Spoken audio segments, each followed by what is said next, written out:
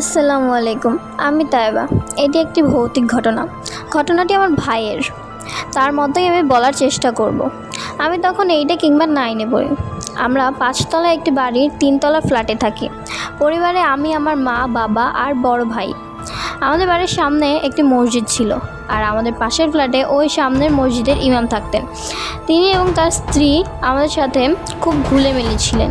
ইমাম অনেক ভালো মতোই জিন টিন সম্পর্কে জানতেন। ইমাম 196টি জিন বন্দি করে রেখেছিলেন ওনার কাছে। হঠাৎ এক শুক্রবার ইমামের কাছ থেকে একটি জিন ছাড়া পেয়ে যান। বলা বাহুল্য, ইমামটি 4 বছর ধরে আমাদের সাথে থাকতেন এবং আমাদের সম্পর্কে অনেক ভালোভাবেই জানতেন। ওই দিন শুক্রবার ওনার স্ত্রী আমাদের ফ্ল্যাটে রাতে এসে বলেন ওনার সাথে যেতে, আমাদের পুরো পরিবারকে। আমরাও ওনার সাথে যাই ওনার ফ্ল্যাটে। ওনাদের ঘরে ঢোকার আগেই ইমাম আসেন এবং বলেন আমরা কোথায় যাচ্ছি। তখন আমরা বলি যে ওনার স্ত্রী আমাদের যেতে বলেছিলেন। ইমাম তখন বলেন ওইটা ওনার স্ত্রী ছিল না, উনি ছিলেন গ্রামের বাড়িতে। এটা একটা জিন ছিল যে ওনার কাছ থেকে ছাড়া পেয়ে গেছে। জিনটা তখন অনেক রেগে যায়। ইমাম আমাদের শরীর বন্ধ করে দেয় এবং আমাদের ঘরটা যা ছিল তা বন্ধ করে দেন।